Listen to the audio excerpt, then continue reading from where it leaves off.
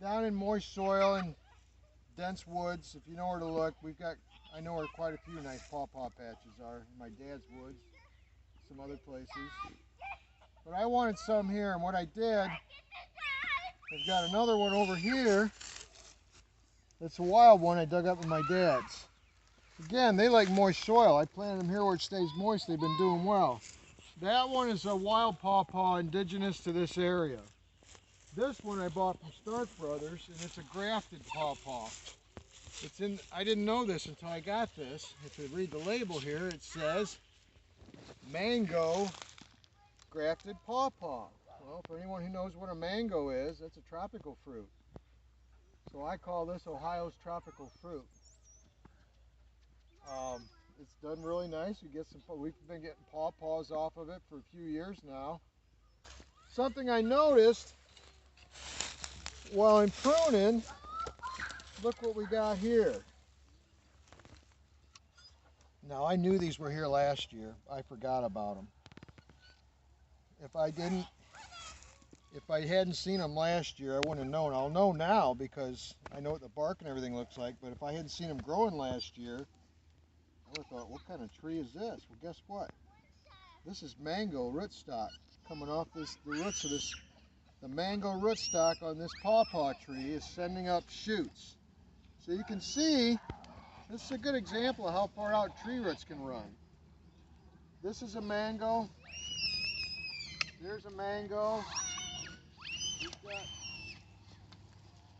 We've got a real nice one over here.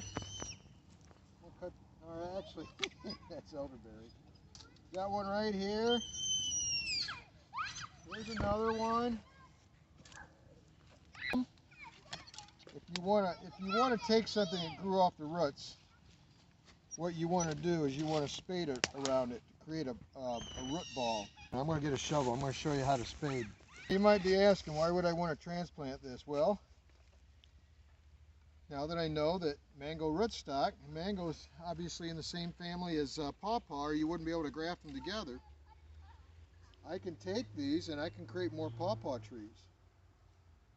I can plant them wherever I want over here, and then I'll probably take some scion off of my dad's pawpaws in my dad's woods, and I'd rather have the ones that are native to this area.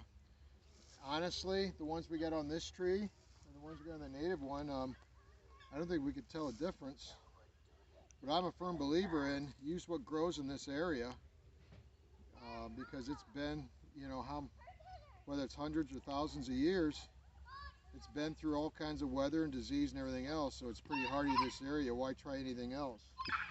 Anyway, so let's say you find something and this is an example. Cherry trees will do this. Sour cherry trees, cherry bushes like your Carmine Jewel, some bushes like that, they will do this. What's happening is you've got a root. The ones that run laterally are typically feeder roots, but on here you've got a root where the root was shallow to the ground, to the surface of the soil, and it shot up a new tree. That's how they spread. So you've got a root coming off the main root system that's been feeding this. But now what you want it to do,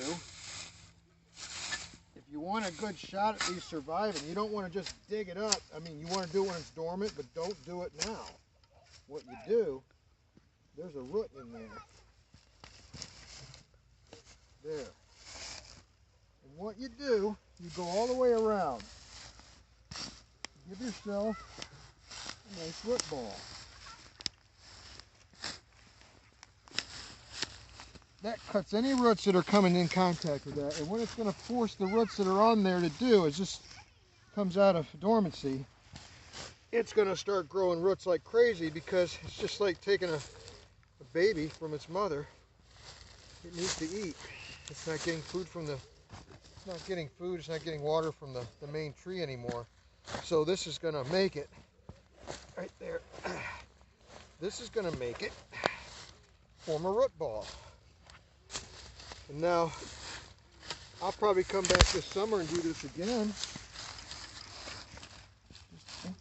And that's going to make a real solid ball of roots.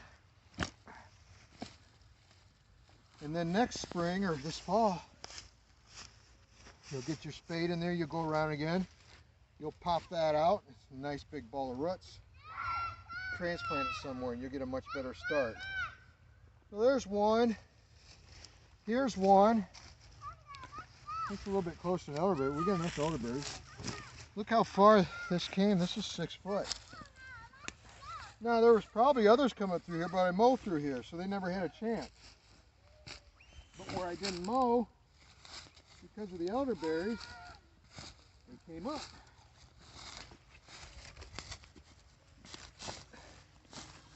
There. Got 1, 2, 3, 4, 5, bunch of them. I'm just going to do 3. I don't know. It's kind of close to a elderberry. You're not going to kill that elderberry. That's what the elderberries do. They do the same thing. They come off the root. So, if you didn't want to do cuttings of elderberry, you'd do the same thing I'm doing here. And plant them next year. Matter of fact, I just might do that since I'm talking about creating root balls. But what you do, like down here, you got these small ones here. Do the same thing, cut around those. And then this fall or next spring, while it's dormant like this, you pop it out and plant it somewhere else. If you find a dozen little ones, which isn't hard to do here, you find a dozen, find the small ones because they're going to grow a lot this year. But if you cut that root ball, that's better than anything you'll buy from the store or from a nursery. You just pop that root ball out next spring and you plant it wherever you want it. Hey, hey, hey, hey.